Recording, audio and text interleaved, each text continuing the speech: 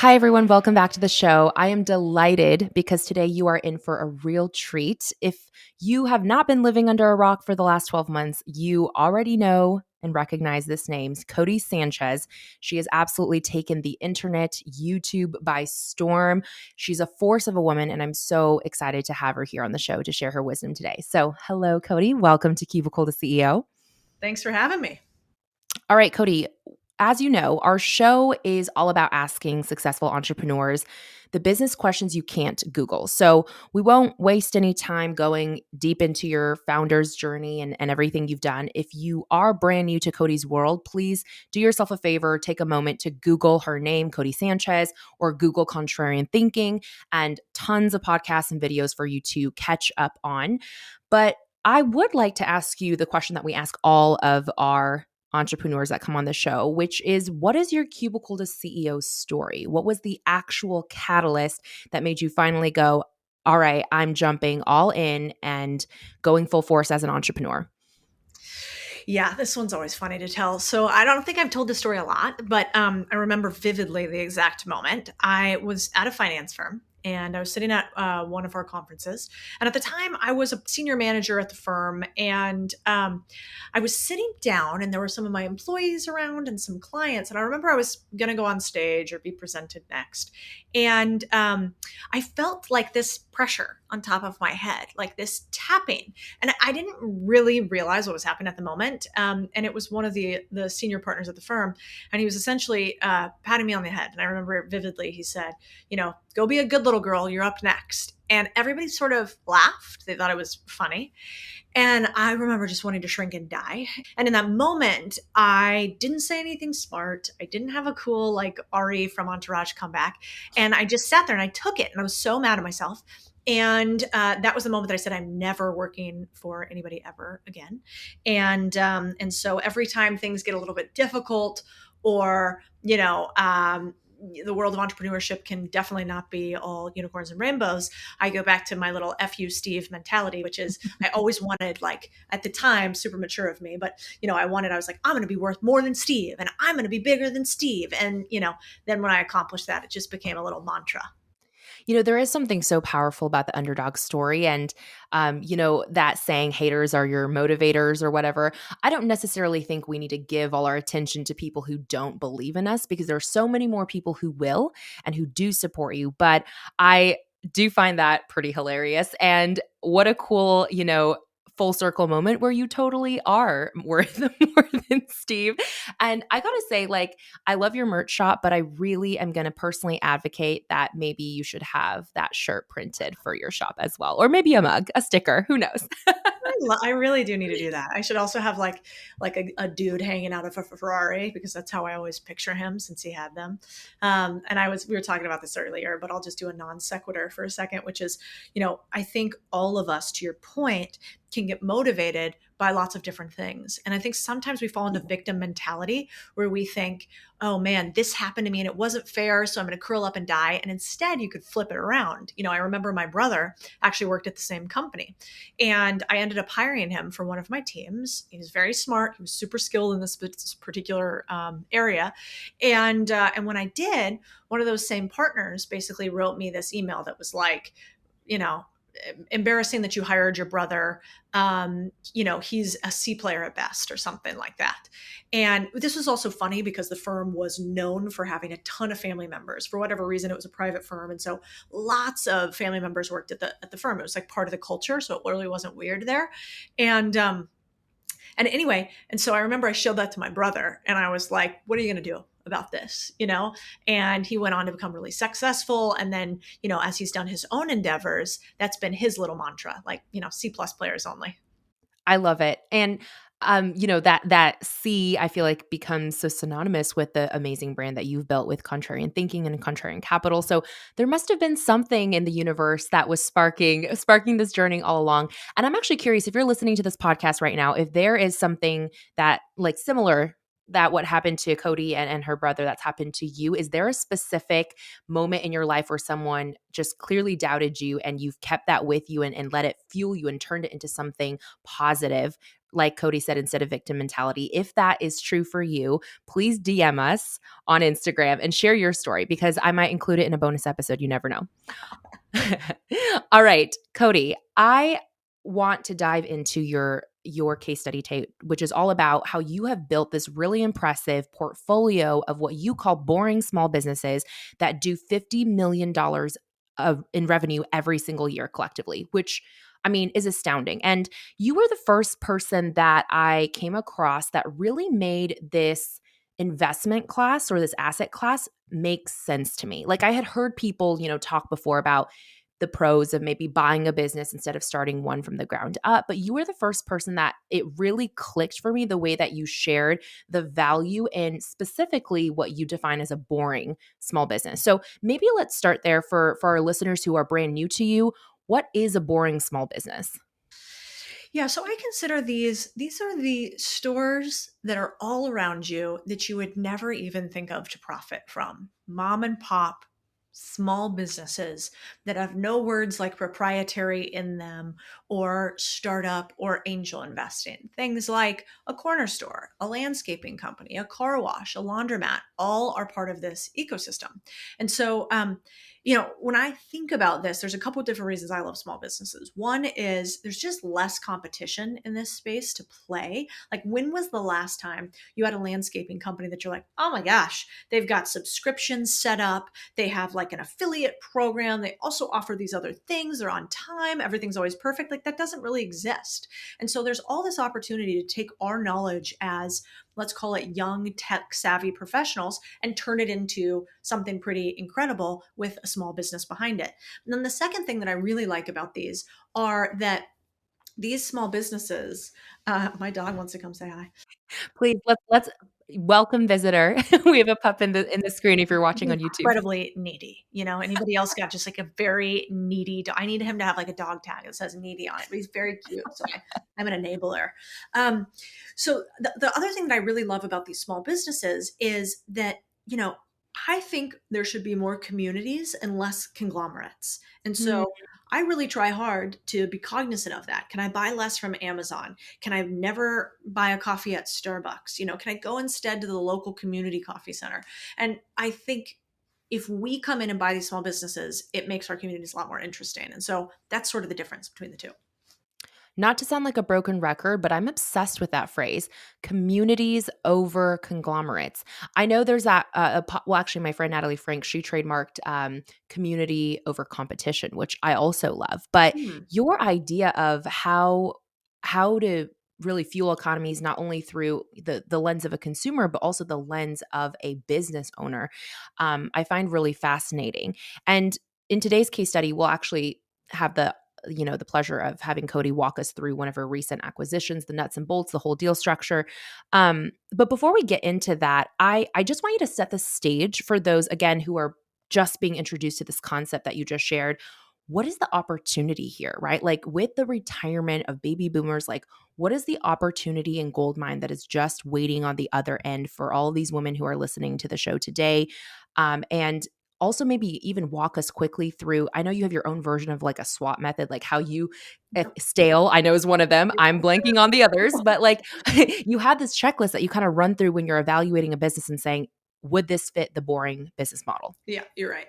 So, two things, I think. First of all, we invest in what I call facts, not dreams. And so, realities, not futures. And so, the idea here is that a lot of people wanted to escape the corporate world. They wanted to escape the cubicle, like you mentioned. And so, they thought the only way to do that was startups. The problem with the startup is you start the startup by paying money with the hope that one day in the future you will make money. And that is actually not an eventuality. And for most people, it's not a reality. And so most small businesses will not make enough to become full time businesses. And most side hustles will do really one thing well, which is steal your weekends. And so I am a proponent for, if people want to start something, not because they cannot imagine a world without themselves doing that thing every single day, it's not the thing that they're massively passionate about, but instead they want to cash flow on it, I think you're crazy to not buy your profits instead. And so I've been pretty religiously focused on this idea of buying small businesses as opposed to investing in startup hopes and dreams. And so I think the more interesting part today for us is, as a woman, anywhere you want to start a startup, what if instead you could buy the profits day one? What if instead you could take somebody else's money, and that somebody may be the bank, it could be the seller, and acquire your entire salary inside of 30, 60, 96 months? What if you could do that? And if you could just suspend for a belief for a moment, because a lot of, I don't know, for me in particular, as a young finance professional, I struggle with the idea that this could be real.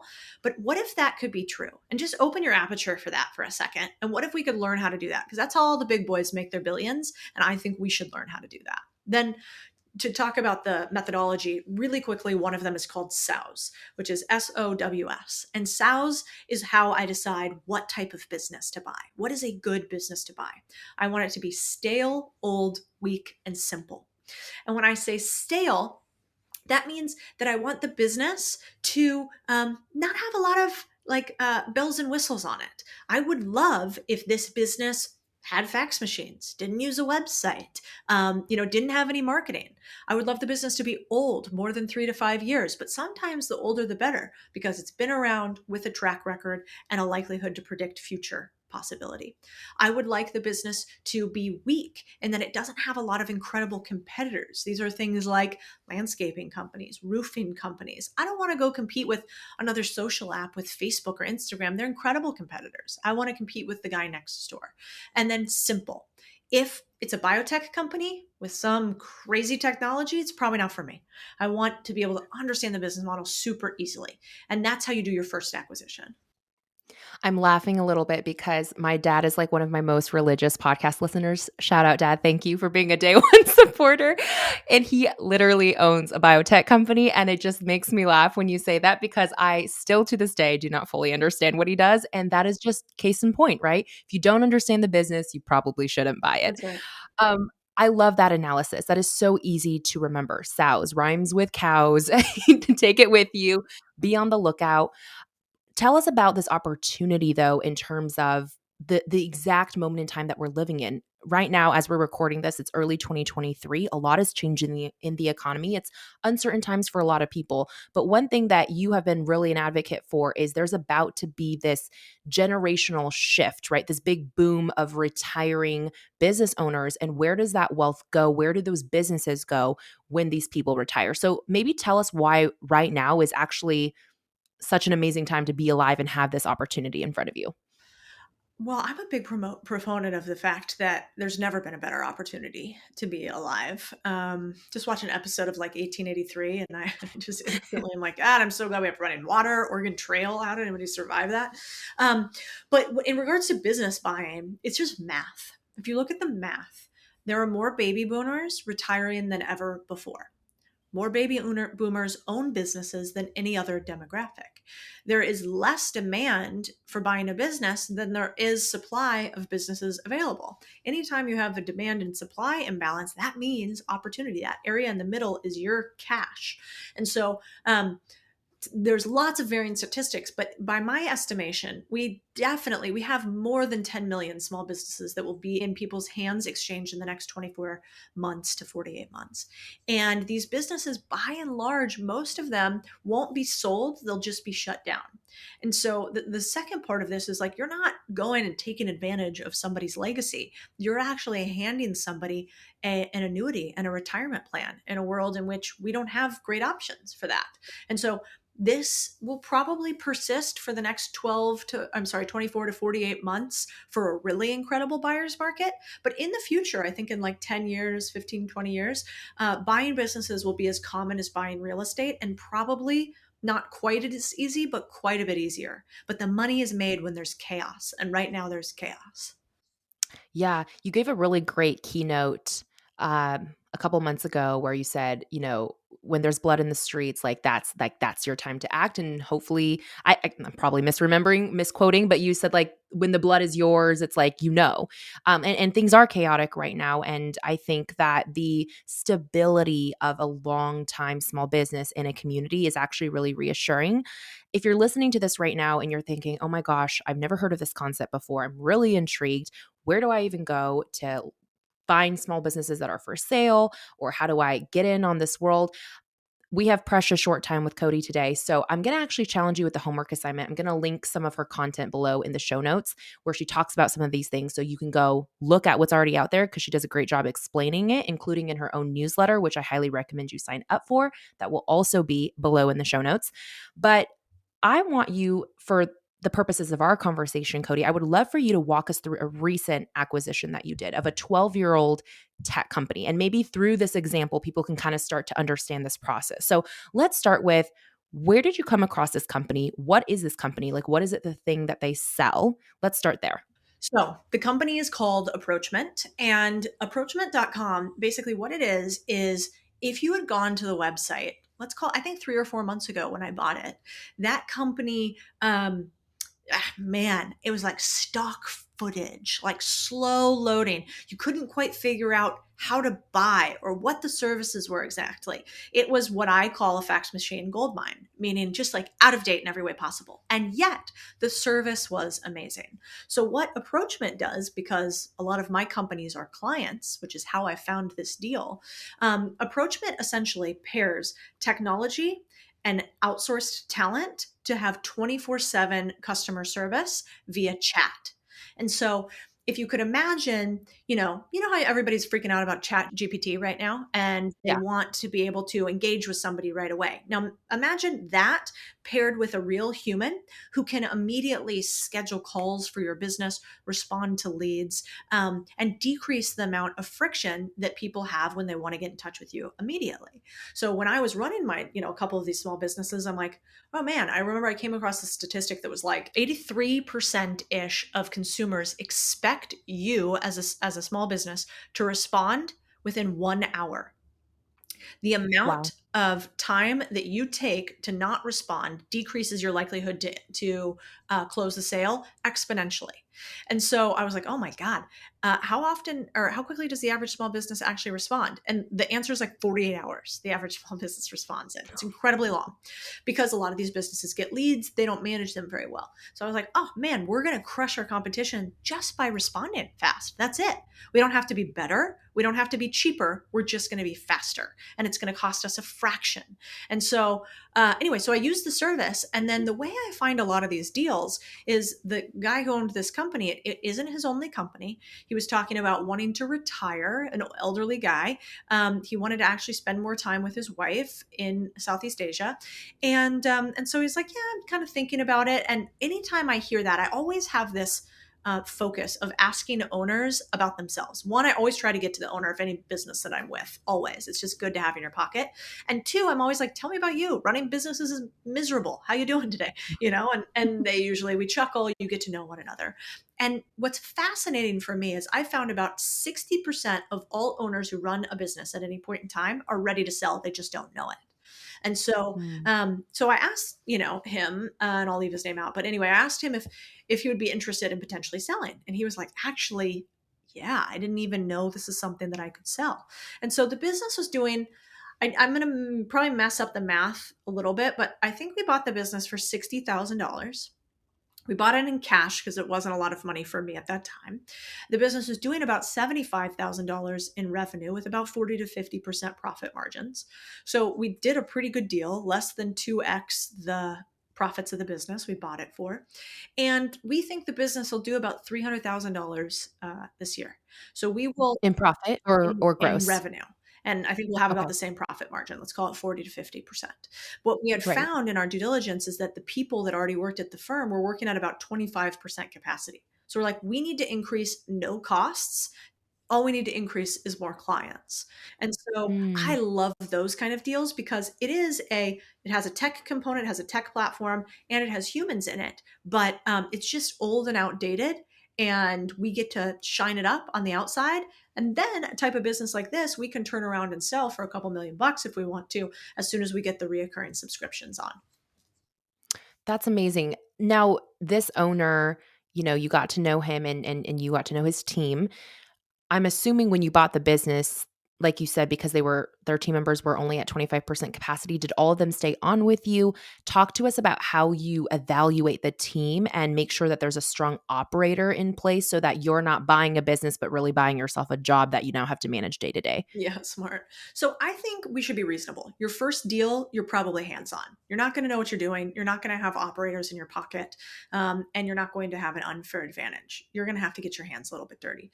But at a certain point where I'm at now, I usually do. I usually have an operator before I do a deal. So with this one of my business partners, John, had done a bunch of deals with me before. And when we looked at this deal, he's like, I could run this in my sleep and we could add it on to a bunch of other businesses that we already have. I'm like, great. So we bought the business. I don't even know what the business does day to day. John runs all of it. And the employees stayed on. One, fascinating. They weren't employees, they're contractors, they're outsourced, Okay. no US employees. And two, we paid wages that were like 2 or 3x the local market already. So that was embedded in the business. And then, but what you want to do with any business is basically look at something called a key man provision. Is there somebody in the company that is so important that if they leave, your business isn't worth what you bought it for? And so you put some provisions in place where you say, hey, I'm going to buy Cubicle to CEO, but if Ellen leaves, there's no business. So Ellen has to stay for 3 years, during which period I'm going to associate some new faces into the mix. And if Ellen doesn't stay, then the business is going to be worth less. And I'll keep some money back in case she doesn't stay. And I'll give her the final amount at the end of 3 years, which you can do too. Interesting. Okay. So for this particular deal, I mean, based on, some of the content that I've consumed of yours, this seems like a smaller acquisition, right? You bought it for $60,000 upfront in cash. It was only doing $75,000 a year in profit. What attracted you to wanting to buy this specific business? Because it seems like small potatoes in the grand scheme of where you're at with your portfolio nowadays. Yeah. Well, I like to talk about deals that are more relatable. So, Mm, one of the things that I like about this deal is it doesn't seem too scary. It's not complex. There's not a lot of financing. It's pretty straightforward. I don't have to get in and operate the business, and you wouldn't either. What I like about this deal and why I ended up buying it is because I do something called P&L analysis when I look to buy a company. So I say, where are my companies spending right now, and how could I turn those liabilities, aka costs, into assets, aka profits? And so for this one, we had used approachment for a few companies, and I liked the software. And then I have this big portfolio, so I was like, wait a second, why aren't we using it across all of them? But I'm obviously going to mm, wait until I buy the company so as to not buy my own revenue, right? right. And so that was one of the biggest reasons. As I do acquisitions now, they either have to be, no, they almost only can be what I call a satellite. So if I think about the core of my businesses right now, the core is really the media company. It doesn't make the most money, but the media company can sort of grow anything. Like, let's say I wanted to grow approachment. I would come on a podcast like this and talk about approachment.com and sell you all the reasons why you're crazy to not have people responding to your leads right away. It's almost like I just did that, but not for that reason, right? I'm like Right. documenting it, but it also has a content play inherent in it. And so my unfair advantage is this media company. And then anything that can be serviced by or serviced to the media company becomes a satellite acquisition. So I Mm. would go out and buy right now. In fact, we just did another deal where I bought a small deal sourcing software. And this business doesn't even have revenue. I just like the technology, and I'm going to plug it into our ecosystem so that we can find deals easier. And also, I'll probably sell the ability for other people to find deals. And so there's really two rules that I have that are in my deal box, which is how you decide if you want to buy a company or not. One is, does it have enough profit where it can pay for an operator and me what I want, typically 6 figures a year? And then two, is it accretive or is it a satellite to the rest of my portfolio? And so that's why I wanted to buy Approachment. That makes a lot of sense. So your concept is essentially like, how do I use my existing portfolio to bring on acquisitions where they feed each other? They're feeder funnels, right? Like customers of one can be shared by the customers of another. It it greatly reduces your acquisition costs for customers and it better serves your existing businesses. So Right. I really love that. It reminds me a little bit. He's not my favorite shark. Well, hopefully I never actually meet him now that I say that. But love you, Mr. Wonderful. I mean, but it's kind of like what he does, right? When he talks about his Chef Wonderful or like his wine brands, like everything kind of has to feed into one another for it to make sense in the portfolio. So Yep. your breakdown makes a lot of sense. In this particular deal, you mentioned one of the opportunities for improvement was bringing the existing team members and staff up to full capacity. Outside of that, when you're looking at your SOWs method, right? How do I turn this stale thing or this weak thing or this old thing into something better? What other opportunities did you end up capitalizing on to improve the business after you bought it?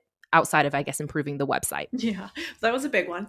Well, the other thing we did with this business overall is we just added additional services. So we used to just have the capacity to answer chats. And so there's like really three ways to grow your business, right? You can increase your prices. Most small businesses are undervalued on their prices almost across the board, even by as much as 3 to 5x. You can sell your customers more things, right? So increase like the number of services or offerings that you have. Or in my mind, you can add acquisitions. So you could buy other companies, you could buy up your competitors, et cetera, and you could wrap them into those too, right? And so with Approachment, we did the first one, which is we increased our prices to everybody but me. I get the friends and family rate. Then we added additional services. So now we can do text for our clients, and we can also do phone. So we can pick up the phone and respond. We can do outbound phone calls. And so that was the second thing we'll add. We'll probably add some more services from there. And then I think what we'll do is coming into a recessionary environment, we'll probably buy some competitors or we'll buy some competitors' books. So we get to add clients sort of where it might, if I could go to, let's say, one of our competitors and say, I don't want to buy your name, I don't want to buy your employees. I know that I am still operating only at 50% capacity or 70% capacity. So all I want to buy is your client list. I want to buy your clients and their contracts, and I want to transfer them over to us. And so you could do that at a discount, and then you could bundle it all together. And I think that could be an interesting way to grow. Oh, brilliant. Okay. This is why I love doing the podcast. I'm sure you as a media operator also understand this. It's just getting to sit in front of really smart people and watch how they think. That's honestly my favorite thing. And in this particular deal, thank you, by the way, for picking a simple deal that is easy to digest for people who are new to this concept. But I did also want to ask you, when you don't have the capital to just purchase a business outright in cash, what are three of your favorite unconventional ways to finance a business purchase? Yeah. Well, honestly, I think it's one way. It is one way, and it's two words, and it's seller financing. That is the way to buy businesses without using your own money. And most people think that seller financing is a bad thing. And so what seller financing actually is, it's you going to the owner of a business and me saying, again, to use your podcast as an example, I want to buy Cubicle, the CEO. I don't have the $1 billion that it's worth right now. And so what if I could pay you whatever the company's worth over 3 years or 5 years instead of immediately? And I'm actually going to pay it from the profits of this podcast because you're already profitable. And I know that I could, over 5 years, scrape a portion of the profits and be able to pay you that full purchase price. Now, why would a seller agree to that? One, a seller might agree to that because there aren't other offers. And so this is a way to sell your business fast and for sure. Two, there's tax benefits because you're not taking a big lump sum in 1 year. You get long-term capital gains, which is great from a tax perspective. And three, a lot of small business owners, like there's just price and terms dynamics, right? So if I'm like, listen, Ellen, I could pay you $50 right now for your business, or I could pay you 5,000 if you allow me to do it over 3 years. You might say, well, okay, 5,000 sounds better than $50 now, even though the money's immediate. And Mm. so it's not that different from paying cash for a house. But seller financing is how 60% of all businesses, they have some component of seller financing done with them. So it's pretty normalized, and you have to educate sellers on how it works. But that's how I bought I mean, that's how I bought a majority of my businesses. That's amazing. And to this day, even if you have the capital available, I mean, except for obviously like in the case that you just mentioned where it's quite a small acquisition, but in most other cases, even if you had the capital available, would you most of the time opt for seller financing? Depends. I really like to not use my own money. So wherever possible, I do like $0 down. That sounds great. Now, in a zero interest rate environment like we were in before, I actually might use some of my own capital because then it's just like less back and forth. It's like Mm, deal gets done quicker. I get it at a better price. I don't have to go back and forth with seller. I don't have to keep the seller involved. So I might use actual cash. In this environment with interest rates creeping up, I probably am going to move more towards seller financing because the cost of capital is more expensive. Um, yeah, I think there's a dynamic here that changes to some degree. When you don't have a lot of cash, then you need to go negotiate so you don't have to put it up. When you actually have a lot of capital, then it becomes how can I just invest it pretty quickly? And I want to use more of my money and less of my time. So these mm. days, I tend to use more money, less of my time because I don't have a lot of time. But in the beginning, it was all no money, more time. And so you get to decide what you want the teeter totter to be.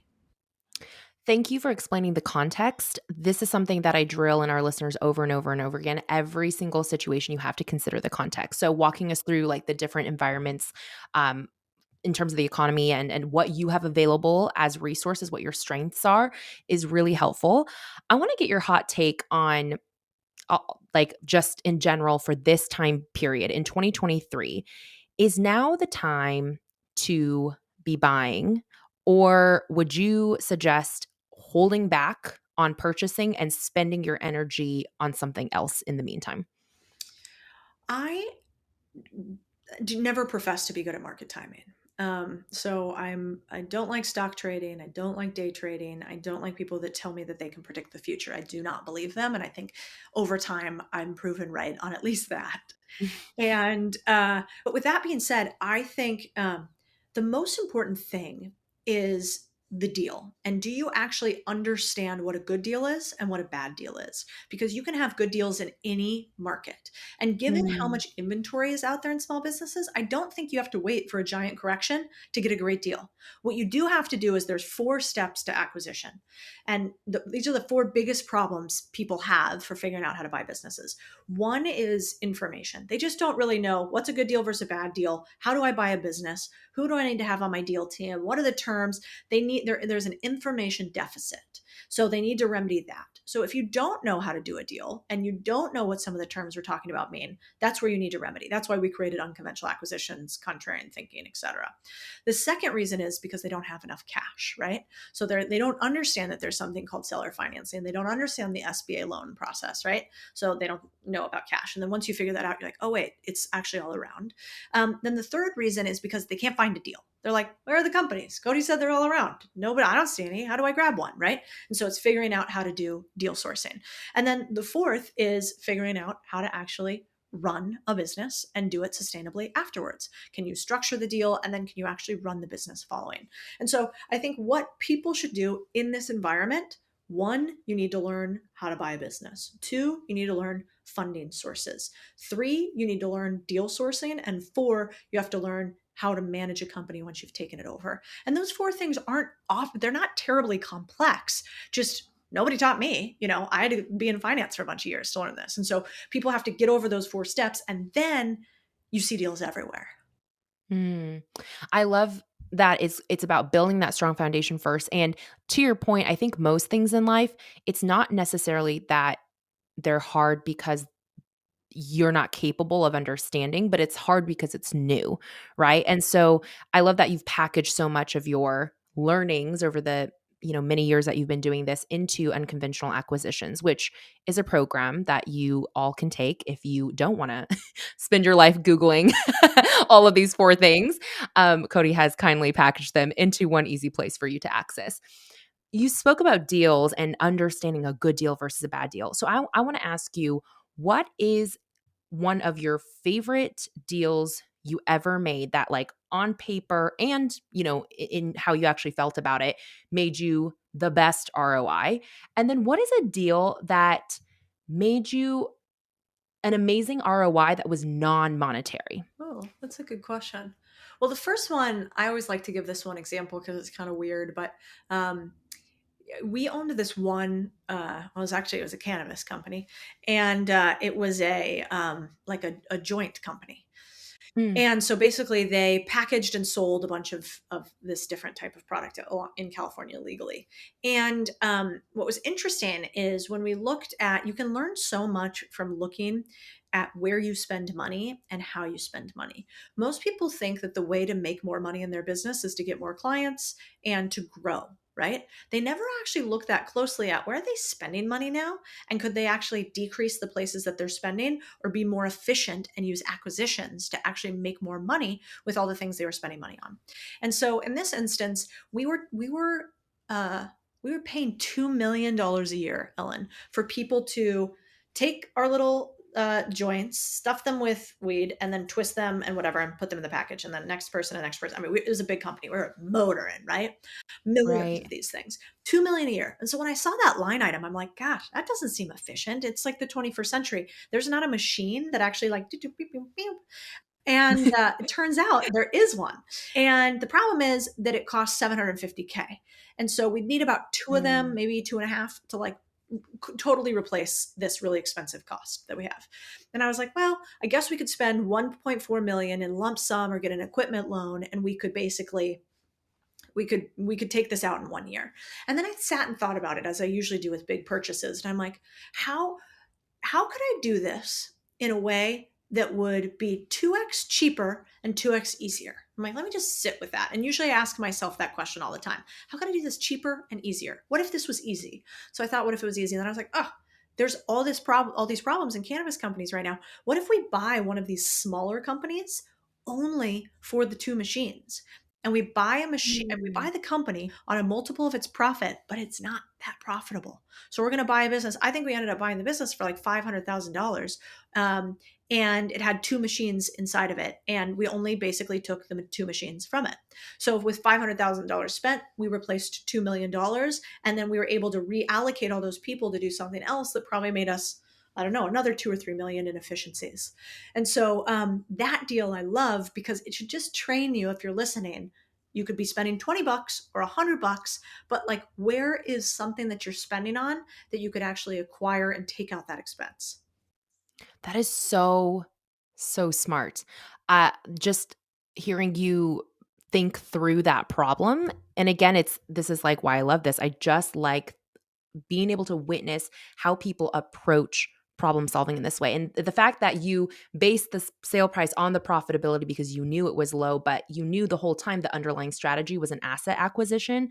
So brilliant. Okay, so that's your favorite monetary returns deal. Is there one where on paper someone might look at that and be like, you know what, Codie, that wasn't your best ROI deal, but actually, I loved this deal for non monetary reasons. And what was that? Yeah, actually, it's an example of a business that we sold. So, I and two friends of mine had an idea we wanted to show more people that you can buy and sell newsletters.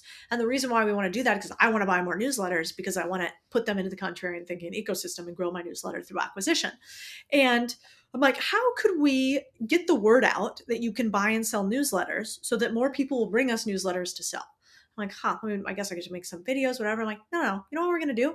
We're going to start a newsletter in over 60 or 90 days. I can't remember exactly what. We're going to get it to, it's 60 days, 60 days to 10,000 subscribers. I was like, we're going to do that. We're going to use none of my network. And at the time, I was quite a bit smaller. I think this is in 2020. None of my network, none of my social platforms, or maybe I was allowed to use LinkedIn, at which time nobody followed there, just not even my mom, not even my dad. And and so I was like, we're going to grow it and we're going to document every single day what we do to grow it. And then at the end of 60 days, I think we'll be able to sell it for like 6 or 10K or something like that. And we'll show people that you can start a business without much money and then you can flip it and the business doesn't even have to have money for you to make some. And so we ended up doing that. I think we sold the business for $8,000, and it took us 60 days of work. And that was a material amount of money for a lot of people, right? And then the guy who bought the Mhm. business then took it and put it into another marketing email that he has, and was able to profit off of it. And so, not a huge deal, but a fun little experiment to do with friends. And I think those deals just show you can start where you are with what you have, but you need to start. And actually, that's so smart because even though monetarily, like you mentioned, 8,000 isn't life changing by any means, that case study, though, is so powerful and it proves your expertise even further, right? Which helps fuel some of your other businesses, I'm sure, that are education based, like, unconventional acquisition. So, love that. I know my listeners are going to kill me if you just drop that nugget that you grew an email list to 10K in 60 days. And I don't ask you what was your primary way of doing that if you weren't relying on any of your existing platforms. Yeah. So the cool part about it is we documented this whole thing. So if you go to contrarianthinking.co and you search first 10,000 subscribers, you should pop up an email that has every single day, day by day, for the first 30 days, what did we do to grow to 10,000 subs? And I'll give Cool. like two spoilers for it. You can go see the whole thing if you want to. But a couple things worked really well. One is, you know how your friends have baby showers and weddings and all this stuff, and the age old trope is like, you start a business, you pour your entire life into it, and like your friends won't even buy a cupcake from you. It's like, what? Like, I've sent you thousands of dollars in baby kits. Buy the cupcake, right? And so, anyway, so I thought about that with a business. And one of the more powerful things that we did is we actually emailed our personal networks. So the three of us basically went through our entire phone database, our entire Google database. We didn't opt them in. We just sent an individual email saying, I birthed a business baby. And what I would love you to do is, if you also think this one line idea is cool about my newsletter, all I want from you is for you to subscribe. And then if you want to be my extra special best bud in the whole entire world, if you could forward this to one other person, it would mean everything for me to me. And with that, I think we got our first 1,000 subscribers that way. And it was putting together this list of people and basically using your own nuclear network to do that. And that was interesting for me because I've had a lot of businesses, but I've never asked anything from any of my friends and family. And so I would do that again. I think that was really, really clever. And then the other part that I did is for anybody that did send somebody else along or did something cool, then I like overreacted, on like my Instagram stories to my other friends. I would be like, Ellen just sent me 5 new email subscribers. They're all so excited. Ellen's my new best friend. Like, thank you so much. I can't tell you how much I appreciate that. And I would even like have little follow-up sequences where I would be like later, like, I just thought about you today and the fact you sent me 5 email subscribers. And that's like so incredible. And what happens is people aren't used to that. And then they get Mm. vested in it. So now they're like, where are we at right now? How many subscribers are you at today? Or how many subscribers are we at today? And I'm like, that's right. And so that was a quick little thing that we did. And then the second thing that I think worked best was newsletter swaps, same size audience. So don't go Yeah. asking Tim Ferriss if he'll pimp out your newsletter. Not going to happen. But if you have 1,000 subscribers, go ping a bunch of other people that have newsletters on Substack that have about 1,000 subscribers and say, hey, I'll email my list and tell your people to sub. Will you email your list and tell your people to sub? And then you exchange users. And that worked really well too. I am so glad that I asked this question because this is a whole bonus, basically could be its own episode that you just piggyback so seamlessly off of that. If you're curious about that entire case study, like Codie said, the day by day play of exactly what happened, we'll drop that in the show notes too. Basically, this show notes is a gold mine. So you're doing yourself a major disservice if you do not scroll down and click all the links. We'll put them all below for you. Codie, I know we are closing in on our time. So I'm going to end this interview with one more hot take. And then, of course, I'll let you share where people can connect with you and what you're up to that you're really excited about next. But my last hot take for you is around what are the three types of boring small businesses that if you had to start over today, these are the three that you would probably jump to first? And in the same vein, is there one or maybe even three that you would absolutely avoid now knowing what you know about this category? Yeah, let's start with the avoids. Those are super easy. No restaurants, too hard to run, really high failure rate. No hotels, too expensive, also just really a real estate play wrapped in a business. Um, FBA stores by Amazon. I don't like single platform risk. So I don't do those. So those three would be like good examples. There's a lot more, but I stay away from those three. A couple businesses that I really like. I do think you're crazy for not having a newsletter. I think almost every person should own their own list of humans related to things that they're interested in. It's almost like an insurance policy against unemployment. And so I would have started buying newsletters sooner, and I would have started my own newsletter sooner. Also, has anybody else come on the podcast and said, you should buy a newsletter? Nobody talks about this. People talk about email lists.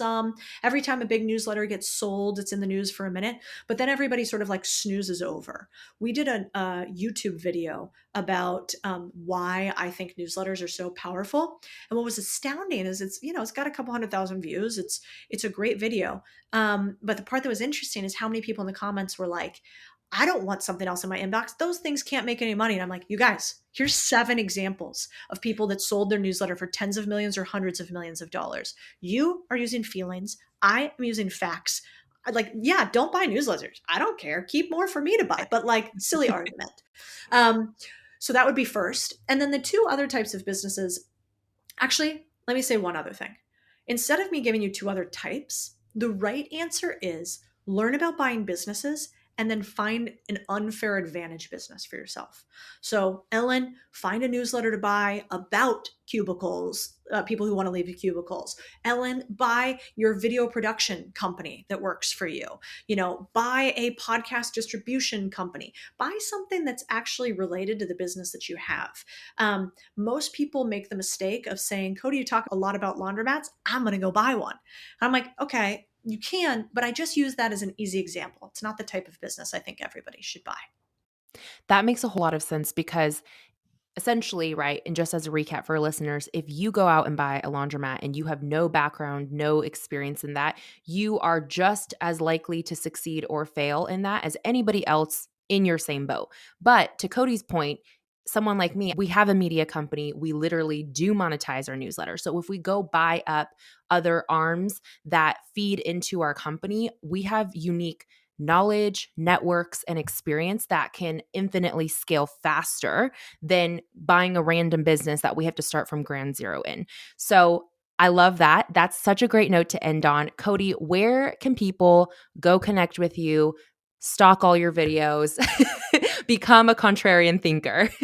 I think the best is contrarianthinking.co, the newsletter, which actually was kind of wild. We did a survey the other day. The average subscriber to our newsletter makes 174K a year. And so I was really proud Really? of that. Yeah, I was proud Interesting. of that because basically what that tells me is these are people who do, not just people who think about it. And so Hmm. I think because it's a newsletter and you have to read it, you don't just get it on Instagram, your likelihood to be successful and to take action is 10x. And so I try to push people there because I think those are the doers, and your audience seems like that type. 100%. All right, you heard it here. Go subscribe. It'll be below. We'll also put our newsletter below so you can go follow 2 different newsletters and kind of think about maybe what you could create a newsletter on. Codie, thank you so much for your time today. This was amazing. Right back at you. Thanks for having me.